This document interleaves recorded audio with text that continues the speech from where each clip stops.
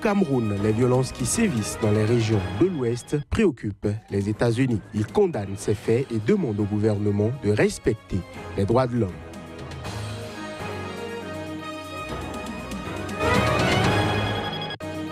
Des lois scélérates persistent en Tunisie. C'est en tout cas l'avis d'un collectif rassemblant des dizaines d'ONG tunisiennes et internationales. C'était à la faveur d'une conférence de presse. Le point à suivre dans ce journal. Au Nigeria, les affrontements entre agriculteurs et éleveurs nomades ont fait plus de 100 morts dans le seul état de Benue depuis le début de l'année. Une situation qui s'aggrave. À Boko, 7 hommes ont été brûlés vifs en plein jour.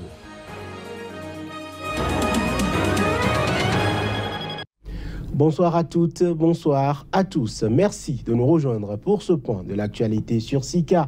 Les violences qui sévissent dans les régions de l'ouest du Cameroun préoccupent les États-Unis.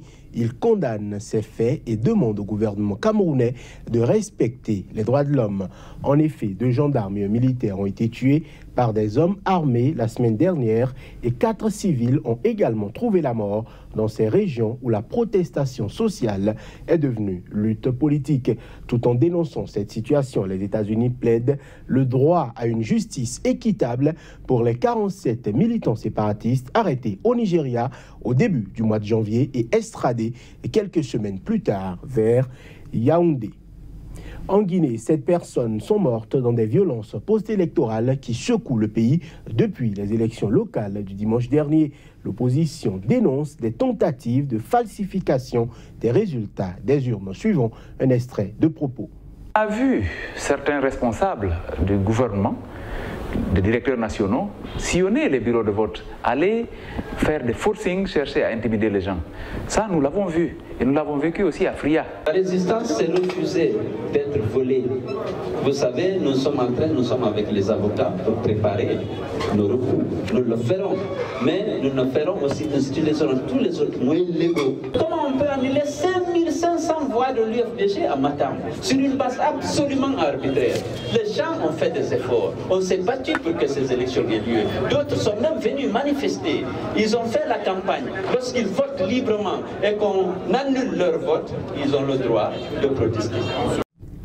En Libye, l'émissaire de l'ONU, Ghassan Salamé, a estimé mercredi qu'un certain nombre de conditions devraient encore être remplies avant d'envisager la tenue d'élections dans le pays. Pour rappel, la Libye est en proie au chaos depuis la fin du régime de Mouammar al-Kadhafi. C'était en 2011.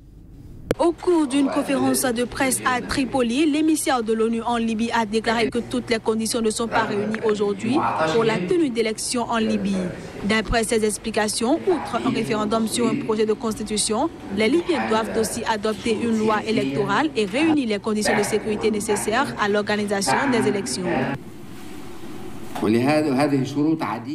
Il y a plusieurs conditions électorales. Nous n'en avons réalisé pour le moment qu'une seule.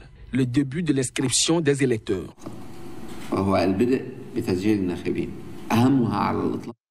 Mais le plus important est d'obtenir l'acceptation par toutes les parties des résultats des élections avant l'ouverture des bureaux de vote.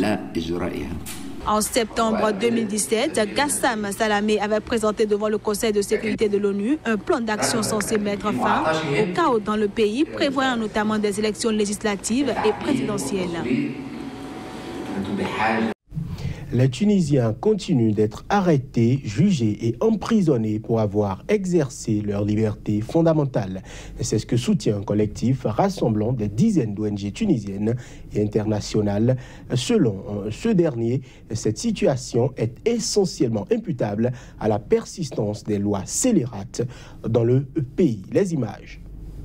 36 organisations, dont la Ligue tunisienne des droits de l'homme, réunies au sein d'un collectif, montent au créneau en Tunisie. Ces organisations soutiennent que des lois scélérates subsistent dans le pays, ce qui explique que des Tunisiens continuent d'être arrêtés, jugés et emprisonnés pour avoir exercé leur liberté fondamentale.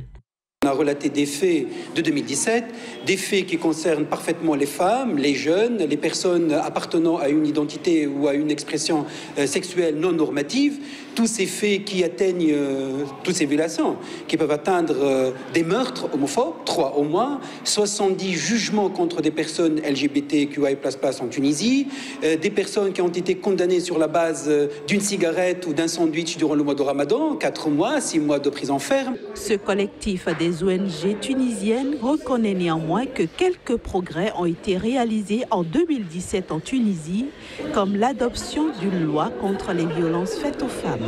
La loi sur la lutte contre la violence à l'égard des femmes, c'est un texte pour nous fondamental en matière de droits et libertés, et notamment en matière de liberté individuelle. La loi sur la traite des personnes, c'est une loi phare pour nous aussi. L'abolition de la circulaire qui empêchait la Tunisienne d'épouser un non-musulman. Il s'agit bien sûr là d'acquis incontestables. Autre avancée selon ce collectif d'ONG, la formation sur ordre du président Beji Caid Essebsi d'une commission des libertés individuelles et de l'égalité devant proposer de vastes réformes d'ici la fin du mois. Au Bénin, le collège des syndicats de la justice en lutte était hier en fin de soirée face aux hommes de médias. C'était à l'issue d'une assemblée générale tenant lieu de compte rendu aux travailleurs des conclusions de leur tête-à-tête avec le garde des Sceaux au sujet de leurs revendications. La base aurait opté pour le maintien de la motion de grève en cours, l'essentiel à retenir de leur assise avec Apollinaire Afewe et Esther Agboton, respectivement secrétaire général du Centrajab et de l'UNP Justice. On les écoute. La conclusion de cette assemblée générale, c'est que nous continuons la grève, mais cette grève que nous continuons pourrait être suspendue aussitôt que la commission interministérielle retenue à la négociation le vendredi dernier, qui va étudier le reste des revendications des syndicats en lutte, sera installée. Une fois encore, le collège des secrétaires généraux des syndicats en lutte à la justice vient de faire la preuve de sa bonne foi, de ce que la seule chose qui lui tient à cœur, c'est la satisfaction des revendications des travailleurs de la justice. J'appelle l'autorité personnellement à faire les diligences pour que cette commission soit mise en place et installée. Nous sommes toujours dans la logique de bonne foi. Nous sommes en train de démontrer une nouvelle fois notre bonne foi. La première fois, on n'avait pas été compris en accordant un moratoire. Mais cette fois-ci, c'est la base qui a décidé. Et seul, nous n'avons plus rien à faire. C'est la base qui veut. Donc, l'autorité est priée de bien vouloir travailler dans ce sens pour que dans les très prochains jours, cette commission nous soit installée et que la paix revienne à la maison justice. Je l'annonçais en titre, au Nigeria, d'attaques de villages en représailles, les affrontements intercommunautaires entre agriculteurs et éleveurs nomades ont fait plus de 100 morts dans le seul état de Benue. Depuis le début de l'année, à Boko, 7 hommes ont été brûlés vifs en plein jour avant que leurs squelettes calcinés soient emmenés à la morgue. Reportage. À Boko, dans le centre du Nigeria, 7 hommes ont été brûlés vifs en plein jour avant que leurs squelettes calcinés soient emmenés à la morgue. Selon un responsable de la police locale sous couvert d'anonymat, le crime était d'avoir la peau claire et de ressembler à des peuls. Depuis une semaine, la ville de Boko dans le centre du Nigeria est plongée dans une obscurité quasi totale en l'absence d'éclairage public. Les habitants de Boko restent calfeutrés chez eux et les patrouilles de police nerveuses menacent de tirer sur tout véhicule qui défie le couvre-feu imposé de 18h à 6h du matin. Sur ce parking, les gens ont peur parce que c'est la scène du crime, de l'incident. Beaucoup pensent que s'ils viennent au parking, ils seront arrêtés. Les commerçants ferment très tôt. Vers midi, ils commencent à verrouiller leurs boutiques parce qu'il y a un couvre-feu. Ce mercredi, l'armée nigériane a annoncé qu'elle enverrait des troupes dans les états instables du centre du pays. Le déploiement de l'armée qui doit commencer le 15 février prochain et se poursuivre jusqu'au 31 mars vise à mettre fin aux violences entre agriculteurs et éleveurs qui ont fait des centaines de morts ces dernières semaines. 2 mineurs ont été tués ce mercredi en Afrique du Sud. L'incident est survenu lors d'un éboulement dans une mine appartenant au groupe Sibanye Gold. Les accidents de ce genre sont monnaie courante dans le pays. Les détails. Lors d'un éboulement à la mine de Kloof à Glen Harvey, au sud-ouest de Johannesburg, 2 employés ont été mortellement blessés. L'annonce a été faite par l'entreprise dans un communiqué. Et selon le groupe, l'exploitation a été interrompue dans le puits où s'est déroulé l'accident. Et ce, le temps de mener une enquête. La semaine dernière, un millier de mineurs étaient restés bloqués sous terre pendant une trentaine d'heures à la suite d'une coupure de courant provoquée par un orage dans une autre mine appartenant encore à Sinbaye Gold. Tous étaient finalement sortis indemnes de la mine de Béatrice, près de Welcome, une fois l'électricité rétablie. Ces accidents ont relancé la controverse sur la sécurité dans l'industrie minière locale. En 2016, 73 personnes sont mortes dans les mines sud-africaines selon les statistiques de la Chambre des mines. Au Gabon, poser des colliers aux éléphants est au cœur d'un ambitieux programme de l'Agence nationale des parcs nationaux, ANPN, du pays. Cela vise à suivre les pachydermes par GPS, étudier leurs déplacements pour, à terme, les protéger des braconniers. Reportage.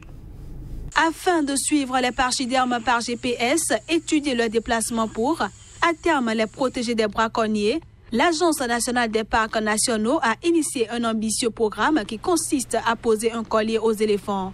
Ainsi, pendant 45 jours, l'équipe de l'Agence nationale des parcs nationaux va arpenter la forêt équatoriale à raison de 20 km en moyenne par jour, dans des conditions éprouvantes. Donc on s'est rendu compte assez rapidement, depuis les années, il y a à peu près une dizaine d'années, une vingtaine d'années presque maintenant, depuis 2004, qu'il y avait une pression de plus en plus forte sur les éléphants, liée au trafic d'ivoire de cette espèce, à destination en fait, des pays asiatiques pour la plupart, donc le Vietnam, la Thaïlande et la Chine. On estime avoir perdu à peu près entre 10 et 15 000 éléphants dans le parc national de Minkébé au Gabon, ce qui correspond à un nombre effarant par rapport à la population globale de cette espèce. Le centre des opérations ici nous permet d'être en contact avec des équipes de terrain. En même temps, elle nous permet de suivre les déplacements, les mouvements des éléphants qui ont des colliers. Avec une GPS pour les éléphants, normalement, on reçoit un point, donc une pulsion chaque 1 heure que le satellite nous envoie pour donner la position des éléphants. Pour les équipes de terrain, la pulsion est de chaque 10 minutes. Le suivi GPS des éléphants se fait dans le discret centre des opérations de l'Agence nationale des parcs nationaux. En direct et sur un grand écran, un pointage satellite des colliers donne leur position toutes les heures. Des alertes se déclenchent si un éléphant s'approche trop près d'une zone habitée, une alerte mortalité quand le signal reste trop longtemps immobile, signe qu'il y a peut-être un problème et qu'une équipe doit être mobilisée sur le terrain.